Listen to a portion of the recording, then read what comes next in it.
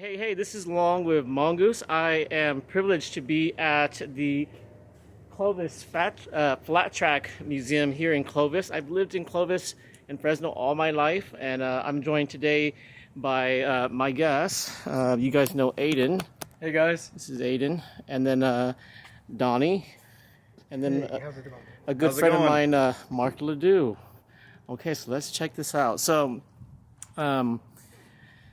I've had the privilege to be a guest at this wonderful museum, and there's a lot of history here. Aden, of course, is a road racer, and Mark is actually a flat track racer. A large number of our audience will be Hmong people, and it'll also be non-Hmong people, Americans in general. And so this is where the history comes together. I don't know anything. I apologize in advance. I don't know anything about flat track racing, and I now know a little bit of road racing because of Aden. So, Donny, I appreciate you being here and making this facility available. And so, why don't we start the tour? Sure. This will be just kind of like a casual conversation, Okay. and we're just going to talk and we're just going to learn, and I'll just record it all. Well, hey, you guys, Dan Rouit started this museum back in, it was like '89. He was a amateur motorcycle dirt track racer, and he got hurt playing up in the mountains, not on a bike, and he had landed on his neck and was paralyzed from here down. Wow. So he had a passion for motorcycles, and he was in his bedroom and he just started collecting them. You know, he was kind of stuck in there for a while until Kathy, his wife, came along and started helping him get him out. And so he started collecting bikes, started with this room here, and eventually just built this whole thing. So it's pretty awesome. He was a very well-known person in the dirt track community and motorcycle community. Back in the, like I was saying, in the 80s, the 70s and the 80s, road race and dirt track were kind of combined. So it was a big series. So you had to have quite a few different bikes to do it. But it was really awesome. You had to have a wide variety of things to ride, and then you had to be able to ride them all. Don, did flat tracking come before road racing, or have they always sort of coexisted? I think the flat track did. Flat tracking. Just because there's always dirt. There's always been dirt, so Yeah. they could always throw some tires out or whatever, and race around them. Just like Daytona was on the beach. And then eventually they built the Speedway, so. Very nice. Pretty sure it was always dirt track first. Yeah. They rode the big street bikes and with the floorboards and the hand shift, and they're just going around corners and having fun. Mark, you were telling us the history of biking in general, and so you were telling us the competition between Harley and BMW. Indian, yeah. And there was a Markle, and there was like a whole bunch of bicycle builders that got together, and then it was one person would build something better than the next one, and so on and so forth. And then would just move on and progress into a motor. And then from a motor, guy starts building motors and putting them in bikes, and next thing you know, we got a race. One person's got to race the next person. So, from the early 1900s when they started building the bicycles, and it turned it into motors, and then Harley and Markle and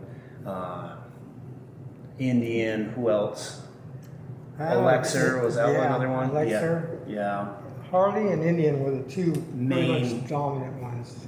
If you had a bike that was an Alexer or something, it took more to get it to dirt track. Yeah. They were more adapted for the road.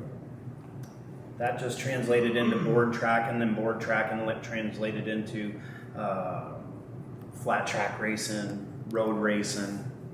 And I'm not too familiar with the flat track background, but I know you guys were mentioning earlier about Indians and Harley, being a competitor. Yeah. In Moto America, the series that I race with, there's a baggers class, and those Indians and those Harleys they're still competing to this day. Yes. Yeah, it's still a big challenge. I mean, it's a racer sport, and it doesn't matter really you could build your own bike and come up with your own motor, and the next thing you know, you're in that series because you want to race that series. Yeah. Yeah. Yeah, those guys go fast on those baggers. Oh yeah, It's hard to very believe. quick. It's unbelievable what they do, you know, those things, and how low they actually get down, Right. you know, for how heavy those things are. There's a lot behind it. Oh yeah, oh yeah. So the first thing we see as you walk in is actually this bike here. Tell me about this bike. Yeah, this here is the guy that wrote this was Todd Sloan. He was from Fresno, and he got all the way to professional expert. And he was sponsored by Eddie Mulder, which in return they got this road racing for him. And it got preserved. He was paralyzed probably a year before Donny was, I think it was, back in the 80s. And so he wasn't racing no more, so somebody had just took this bike and put it somewhere, and it sat. And then a friend of mine was able to locate it, and here we go. Now these are very hard to ride. These things here, it's a twin with the power band is just way small. It's way up high where it has no torque. You know, you got to shift 4 times every corner. You know, and the brakes didn't work as good because they're a chute. You know, they're a drum brake. And a lot of times it's hard to really feel them. You know, there's no feel to them. Take a feel for it. See what you think. They're weird. It just doesn't matter. From road racer to old racer. Your whole life is a front wheel brake, you know. Yep. You can see how big that is, and how they had to drill holes in it so it would cool off and all that. Oh, yeah, coming from a road race background, you know, our brake levers are very, very stiff compared to you know, a lot of these flat track bikes. Right. Yeah, you want. Well, I like a little bit of feel. But the street, you know, or road racing, you want it right now. So I'm super curious now. Why stiffer in road versus The translation from the front wheel to what you're doing, what you're going into. You're going into a corner. You might want it a little tighter. Some guys might like it a little bit looser, just because that's where their comfort zone is. Some guys, you just barely touch it, and that front brake is already almost locked up. But like with Aden, going into a corner 120 miles an hour, that front brake is almost everything. It just dives the bike down in, slows it down, gets you ready to hit the apex of the corner. Yeah. Very nice, very nice. Especially, you know, for road racing, you know, I know the rear brake is very big, you know, in flat track, but I'm not saying we don't use, you know, rear brake as much, but it's not as common for a lot of our racers to be using rear brake. Yeah. And we do use rear brake, but you know, most of our power, you know, from stopping is coming from our front brake. All front. Yeah. Now, why is that?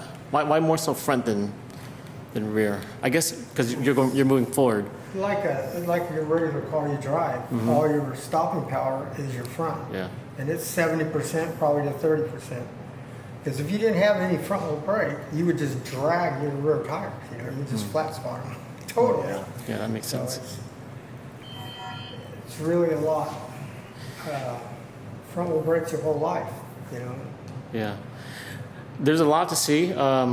Let's go to the toy corner really quick. Let's go to the toy corner. That's really interesting. I'm ready for it. Well, Danny, he was into anything. He collected anything to do with motorcycles and just about racing that was old.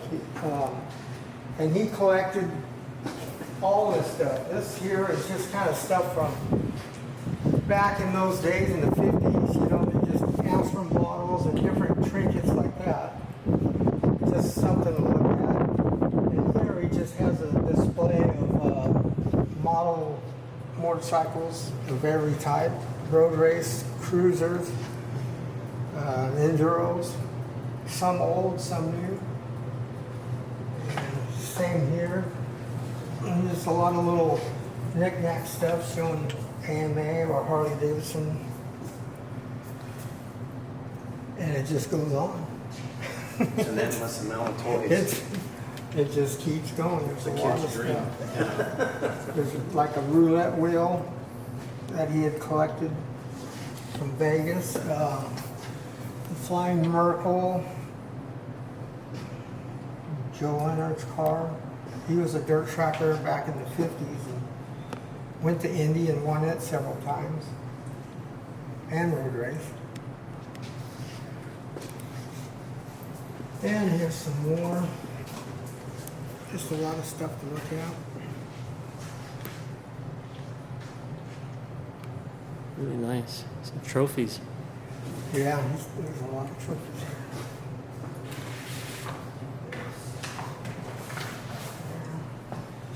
And this is some real old board games from the 1910s to 1930s. Old time dirt track motorcycle board games that the Interesting. kids would play with. Huh. This was the Nintendo of the day. Yes, that's what they did, yeah. The kids would sit in the dirt and play, probably.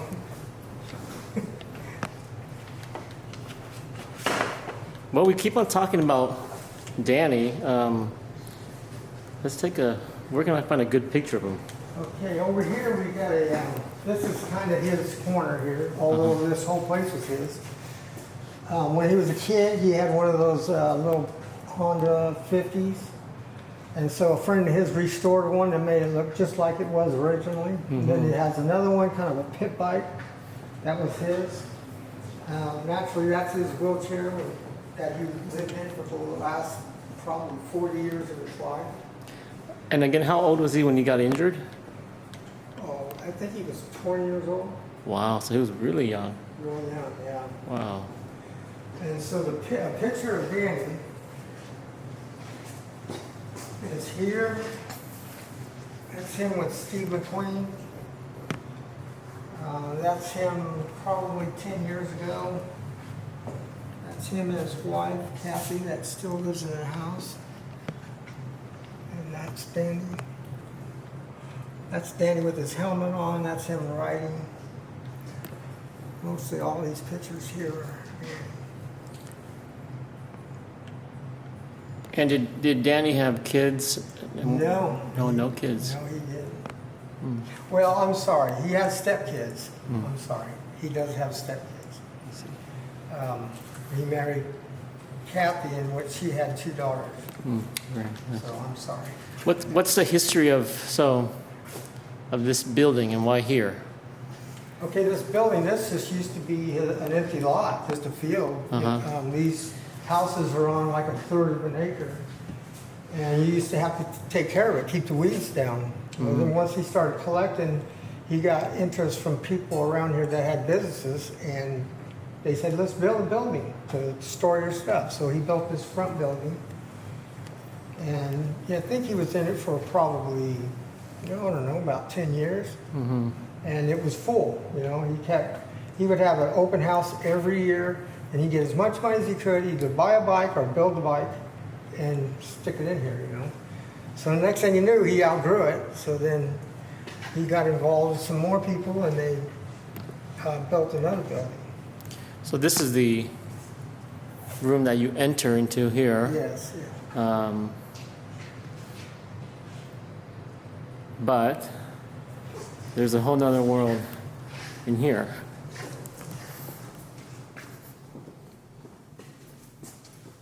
Yeah, this is the second room that was built.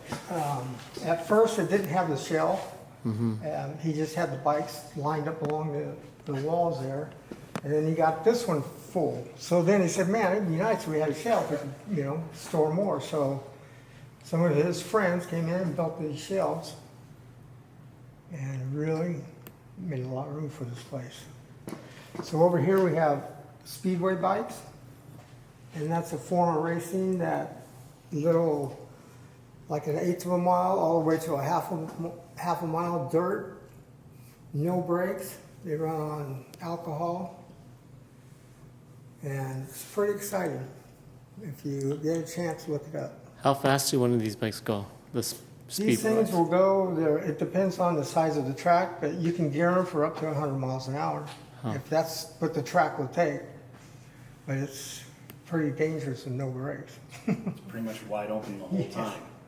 That's how they turn. That's how they steer it. It seems like it's a bicycle front end, but they're really turning it with the throttle. If they're spinning and sliding it, that's how they're steering around the corner. Yeah, you look up the FIM series in Europe, and it's unreal. They're fast. So flat track racing turns into road racing. At what point do we start seeing The Speedway? speedways? Well, you know, we have a 1934 Speedway bike that's exactly how it came out of the factory from England, and it's a Rouit. And it was brought to us about 2 years ago. So I would say back in Europe, they were doing what they call grass speedway, along with dirt. But this is an original one here. So this was from the 30s. You know, they've been doing it for a good 100 years now. So. In Australia, they do grass track. And this one here is an Australian grass tracker. It's a two-stroke, where the rest of them are originally have valves, so, you know, four-stroke. Except for this one, which has like a 125. It's for kids that are learning how to do it. It's a, what do you call it? Kind of a training bike. But yeah, that's a two-stroke, a little bit different. So these are all speedways up here. All Speedway, yeah. And then right behind you is a Japanese Speedway bike. You know, these things here, they only want to run Triumph motors, and they have a specialized frame. They got a real specialized handlebars. It's really strange. Looks But like one of those beachcomber. yeah, it goes Handles. way back. Almost like a wheelbarrow, but Yeah. bent. Is there a particular reason why they were made as such? Because I'm noticing this is elevated some. Yeah, you know, the only thing I can think is the throttle is always in a position that you can turn it. That's gotta be, because they don't really get sideways, kind of like road racing. They don't really counter turn. So it's always in a position, no matter what. You know, I don't know. That could be the reason. But they go extremely fast In a circle. in a circle Yeah. on asphalt. And they bet on it. It's like horse track. They're very serious. They bet on it, and it's high stakes, high money. And it's fun to watch them because I mean, all the bikes are the same. The only thing that's a difference is the plate or maybe the color of the bike. And they all just go out and then they race, and whoever wins, that, you know, people go collect their money just like the on horse track racing. Yeah. Look at the wear on the tire. Yeah, I think they probably did that on purpose. Just due to the fact that this would be, if this was a road tire, which what it is, that'd be more for the rain, but it's looser. You know, you don't have as much grip. So I think because of the size of the rim being like a 21, they just took a grinder to it and took the tread off. That way they could go fast and no wobbling, no drifting. You guys don't customize your tires at all, do you, Aden? No, we're not able to. Yeah. We just all run spec tires. And then rain tires and spec tires, Yep. that's it. Yeah. Have you got to ride in the rain yet? I have. Oh, really? Good. He likes the rain. Do you? Yeah, the rain's fun. It's fun on a road Right. bike, yeah. Yeah, as long as you got good tires. When you were last in Wisconsin. Wisconsin, he set a track record for the rain. Yes. Really? Yeah. All right. Great. That means you're going fast. That's what it's about. That's when the numbers come up and it says you're going fast, you're going fast. Very good. Yeah, so then over here we got your real 100-year-old board trackers. This one here is an Indian. And you said board tracker. What is Yes, it? Explain board that to tracker. us. Back in 1900s, all the way to what, 20s, 25, they had board tracks that were built, a stadium built in a city of 2x4s on end. So it was a massive production, but they used to race on boards. I think like this picture here, that's ice, obviously. There's a lot of different ways you can race them, but this one here is a Ice? border. Yeah, so that's a big thing in Wisconsin. You'll find like guys that flat track during the summer, during the wintertime, they put spikes in their tires and they have a big oval track. It's not just an oval, it's left and right, and they do a lot of turning, but it's pretty amazing to see how far they get over with the spikes without putting their foot down. That's I've seen I know a lot of the road racers, they do that, you know, on the off time. Yeah. And like you said, it's incredible how low they actually get, you know, how much traction they get, you know. And usually they're just out on like frozen lakes, or you know, just tracks out there like that. And I never had the opportunity to do that, but I always wanted to. Yeah. See, it's You know, like this plaque here says, it has no throttle, brakes, or clutch. Just a kill button to short out the ignition or the magneto to slow it down, and drag your feet is how you stopped. So it got up to 100 miles an hour. so. Could you imagine going 100 on that, Aden? I've never done anything like that before. Yes. Nuts. As long as everybody else don't have brakes, you're all right, you know. But no throttle. I guess they just turn it and it held on. You didn't have to worry about it. And that helmet looks like it would protect you quite a bit. Yeah. Or that cap. Not much, huh? Just a beanie. Very nice. Yeah, and then this one here, this is an older one from the 1928. It was just a 45 cubic inch motor. And it was just a dirt tracker back in the like 30s, back in the old days. Very nice. And the same with this one, but this one here is a little bit older. I don't see the plaque on this one. I don't think I'm going to get enough of this. I might probably have to come back. Yeah, I think you yeah, could that's spend it. hours just reading the You could plaques spend there. a day in here, Yeah. easy. So then it kind of jumps forward into, this is from the 70s, a Triumph in a specialized frame just for dirt track. And then jump way up to like 1990s. This is a TL1000 Suzuki. Or actually this is a 2001 TL1000 Suzuki in a cradle frame for miles or half miles on dirt track.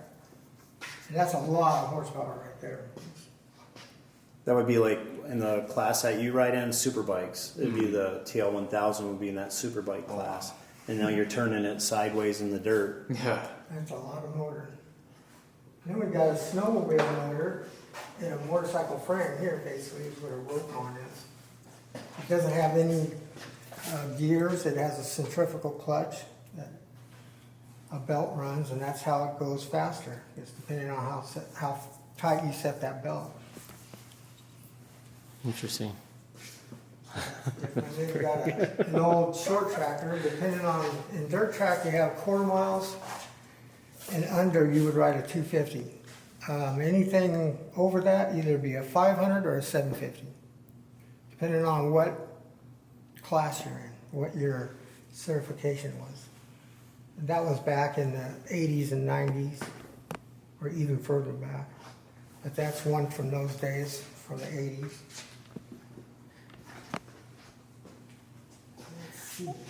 Just out of curiosity, 'cause I'm seeing it, what do the little letters designate? That would designate, AMA kind of did a lot of trials. It would designate what state you're from. At first, they just give them out if you liked H for your last name started with an H or whatever. But then they changed it to where it's the state you're from. So California was Y and Z in the last, since 80s. So that's what that's for. Plus, it signifies that you're a novice or maybe a junior if you have a letter beside it I see. in the AMA organization. Does the lettering color matter? Yes. It had to be white with a red number as a novice. As a junior, you had to have a yellow background with a black number and letter. As an expert, you had to have white with a black number.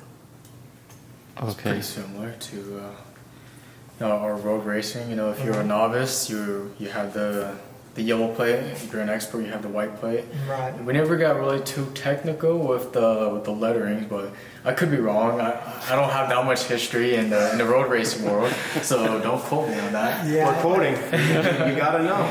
Yeah, but it's very similar. You know, a lot of the racing with flat track and speedway, they all relate. A lot of the racers relate too. Right. That's for sure. Yeah, if you go through, AMA has kind of done the whole thing, and it's easier just to adapt to them than it is to create your own system. So we have more like short trackers up there that are for like indoors. Or So what's a short track? short tracker Sorry, is guys. a quarter mile or under. Okay. And usually, sometimes they're indoors, like Houston Astrodome, the Pontiac Dome, the Silver Dome. Silver Dome. There's one up north. I can't remember that one, but so AMA rules used to be you had to run a 250. So on the short track. Now, when you get to the TTs, they had a TT that was indoors, so you'd run a 500. And that rule came in effect about 82, I guess. In the 70s, you rode a big 750 like this one here on the TTs. So then you'd have to put a front wheel brake on it and usually raise up the right foot peg so you could turn right and do a couple little things to make it handle for you. Let's talk these. Let's talk those. Okay, these here, oh, the still shoes, okay. Yeah, these are the whole life of a dirt tracker. It's like a third wheel. And you strap it onto your boot. It should fit your boot of whichever size, and you have a strap, obviously, that holds it on because you don't want it to come off. And as you're going into a corner, if you just have a boot on and you put your foot down, we used to always kid and say you'd have a black mark on the back of your helmet, you know, because your foot would go all the way back and it feels like it hit you. But this, you put this on, it's like a wheel. And you can lay it over. If you're going way too fast, you can really lay it over and counter steer and slow down, or you can just leave it up a little bit higher and just slow up a little bit. But this is your whole life right here. Are things still pretty much the same today? Yes. Yes, So they are. not much has changed. No. Not as far as this part. No one's figured out a better boot to use. There's not. And then on the bottom of it, they weld on hard facing because when you're going over the dirt, it'll end up taking them out like this right Yeah, here. that one there is wore out. This is, and if you're pushing down really hard as you're going in the corner and as the stones go past it, it'll wear that hard facing. So hard facing, like what they use in buckets for loaders and stuff and quarries and stuff, but that's what they do. They weld it on here. So when you're sliding all day, your boot gets hot. And it's just like a big sander. Yeah, you'll see sparks at night. Yeah. I can show you, there's one here, an example.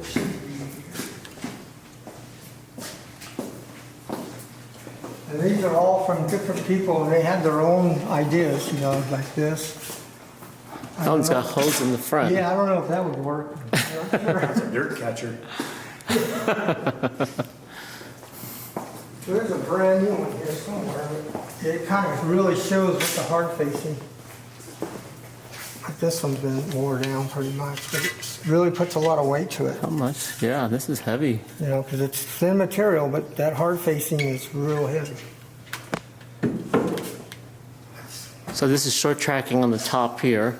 Yes. What's down here? Now these are more of like from the 60s. They're half milers, milers, or a 3/8 mile, somewhere in that area. They would run these bigger twins.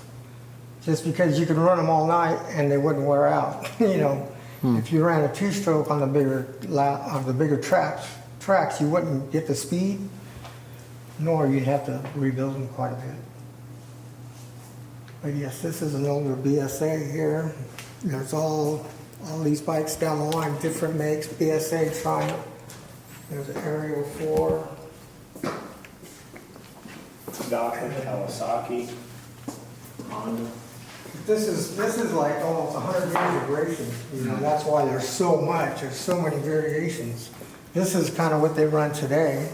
It's a DTX bike. It's basically a motocross bike that's lowered 6 inches. And that way you don't have all that suspension that you got to try to tame down. And this is a short tracker from the 80s. It's a 600. But we call it a short tracker because it was what the short tracks were through the 90s. You ran a 600 because the rules change every once in a while. So, and then like back in the 60s, a guy that raced that 47Y, that's a twin Suzuki, and he would ride it on the same tracks that these guys would race, but that was in the 60s and still go just as fast. But a lot harder to ride. A real narrow power band, you know, it's either logging or it's trying to hold on. All or nothing. So Hmongoose is one of the Tanner bikes? Yeah, this 79X is one of CT's bikes. This isn't the one that, I think this is the one his dad used to race. I'm not sure. He's got a 1942 knucklehead that his dad did race, that I've raced in a dinosaur class, which is just old bikes.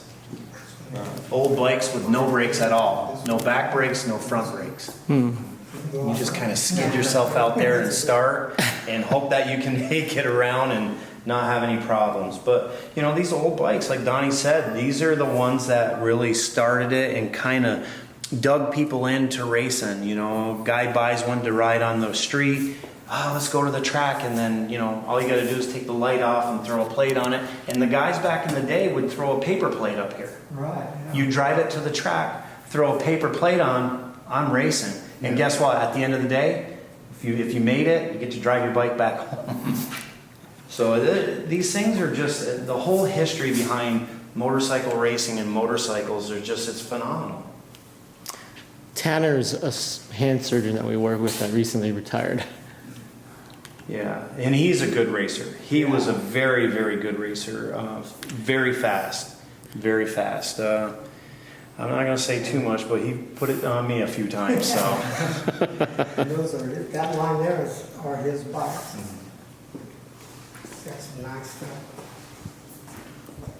So this is one of the ones that we did 2 of them. And he wanted to have 2 Yamahas just because these motors, the parts are available. Like some of these older bikes, the parts aren't available, but these are like, you can still get anything that you need for them today. So he wanted Donny and I to kind of be on a team and do these together, and we did, and well, we just never, this is the one that we didn't, this has never been raced. It's only been started. Now the one that I used to race, it was great. It was loud and fun, and it was a lot to handle and hard to hold on to.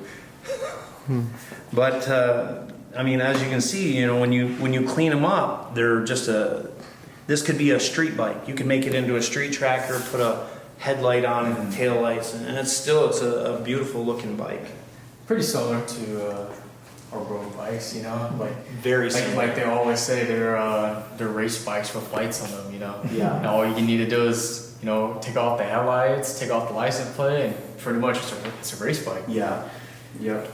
And I don't know, maybe you have been there. Have you been to the Streets of Willow yet? I have not been to Streets of Willow. I've only been to a Big Willow. Yeah. So when you get to Streets of Willow and you get to run that, that's probably going to be very fun for you.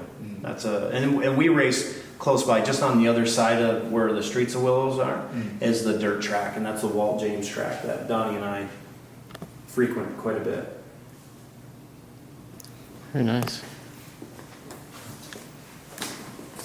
So then we got a lot of history. So back here is continuation of things. These are different like amateur riders that lived around here, or Danny knew that they would either donate the bike or Danny would buy it from them and just display them. There were different things that different guys would try, like this Honda here, and that's a later version of a Honda with a real good frame. And we got this is a 350 Honda that is a real popular indoor short track racing bike. It's real economical to run. It's there's parts everywhere. Japan made a lot of those bikes, and that motor, so there's parts everywhere for them. This one here, this is from was made in Mexico. They had a factory for I think it was 3 years. It's called a Caravella, and it's a dirt tracker. Very rare. And this here is okay, it's a Rickman and with a 73 Montesa, which is a very different motor. It's a very good motor from Spain. Back in the 60s or early 70s. More of a motocrosser though, or just a free ride bike. You can tell by the angle of the forks. It's almost really choppered, you know, there's no turning. When you get in the slide and you turn it, it's just going to keep sliding. But if it had a straight up and down, it would turn like that for you. And this is another motor from Spain and Osa that's in a dirt track frame. Pretty rare.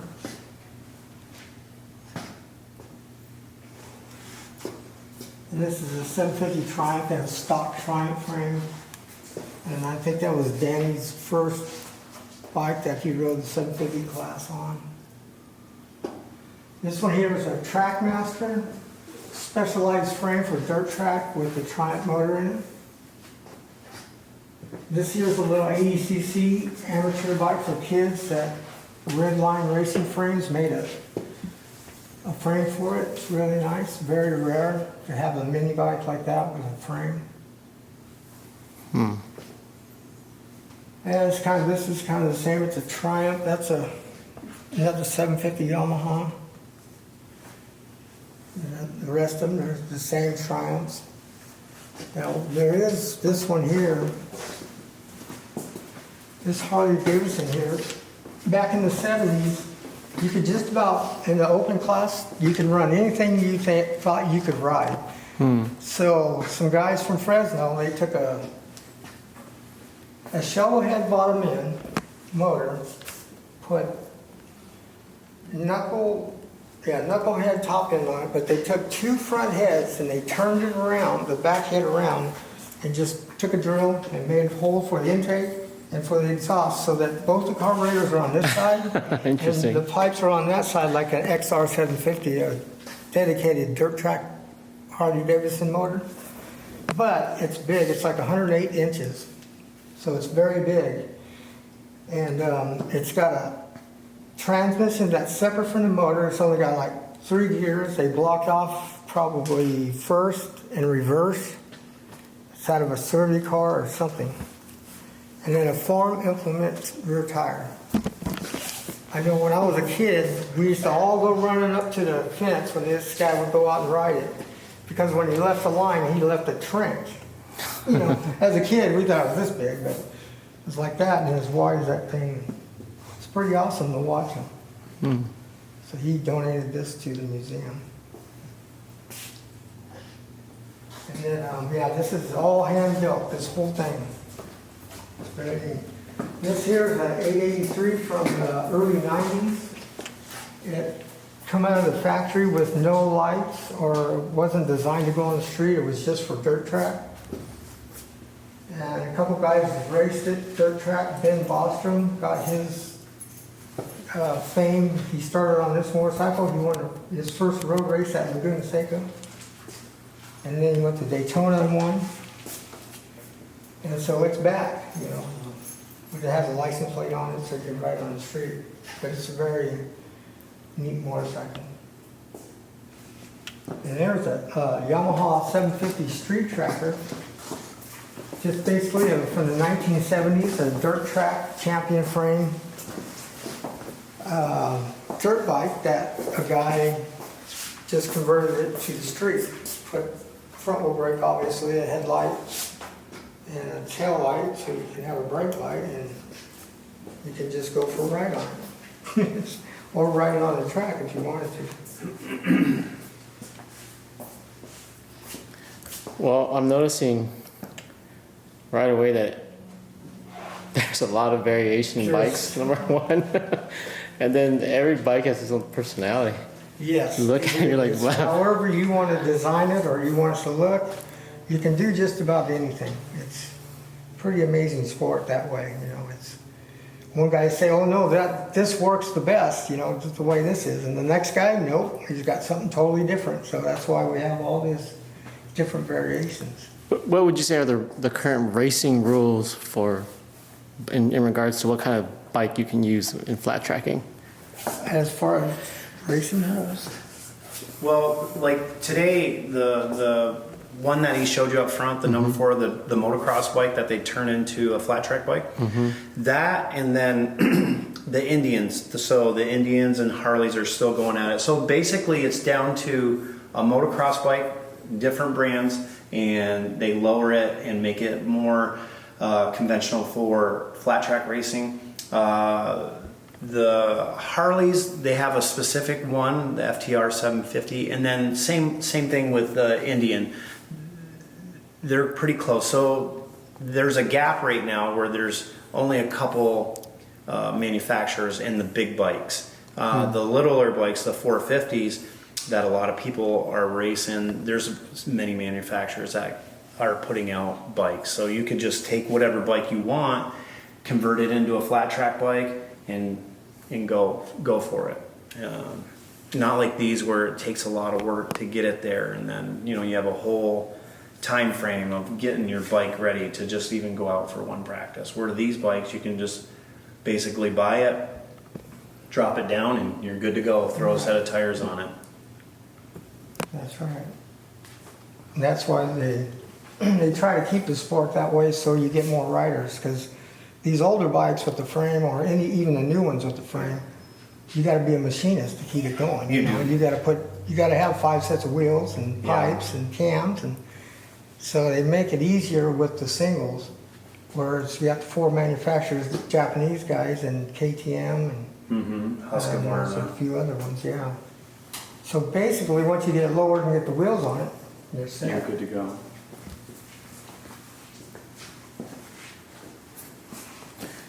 Then yes, Danny still, he has this stuff here. This here was Tom Sifton's, that's his first cam grinding machine. Tom Sifton is a big cam guy in the motorcycle industry.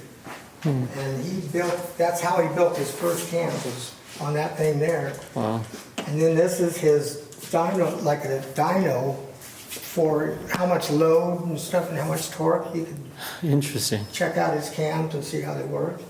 That he made from a blower from some old Dodge and converted it into that to tell you torque and stuff. So it's pretty. How old do you think this is? Oh man, this is from. It says right here. This thing is from. 57? Yeah, I would think so. Probably right in there. That was his day. Was the 50s? Yeah. So back in the 50s, this guy was doing it, and now he's huge. So. Interesting. What's up here? More flat tracking? Yeah, this is more indoor bikes or short trackers. These are Bultacos. That one there's a mini bike, I think that's a 60 there. It's got a purpose frame. Very rare. You don't see those anymore at all. Oh yeah, these are just some guys. This guy was he was a big champion back in the 70s. I forget his name. Joe Odom. I'm sorry. He raced that motorcycle there. This one here was from a guy from Fresno. This here Danny bought when he was in the hospital, when he was passed away. He just died and it was on its way from Kansas. He just bought it on his deathbed. So he was still interested in buying bikes.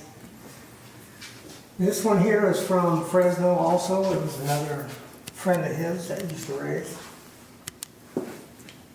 And this one here is from down south, if I remember right. And it's basically the same version, except for it's a hardtail. It has no shocks in the rear. So it's, what year is that? 69, so they didn't run any shocks. Kind of crazy. Just a spring in the seat. No Yeah, brakes. you're right. I don't think they had any brakes either. Those are the shocks there. They didn't have brakes on that one. That's crazy, no brakes. Yes, and that's another version of a kind of an amateur bike, indoor or outdoor stuff. Well, then you get into the twins, and this is a 1967 Suzuki Hustler, the 250 twin that used to run different series because they had different rules. But it's a genuine dirt tracker. And the same with that one. That one's pretty much a Suzuki in a dirt track frame. This one here was Danny's last bike that he rode.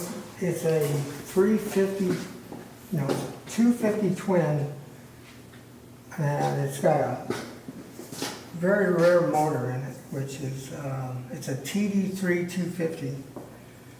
With a hard chrome lined cylinder. So back in the day, that was the piston speed is like an Indy car.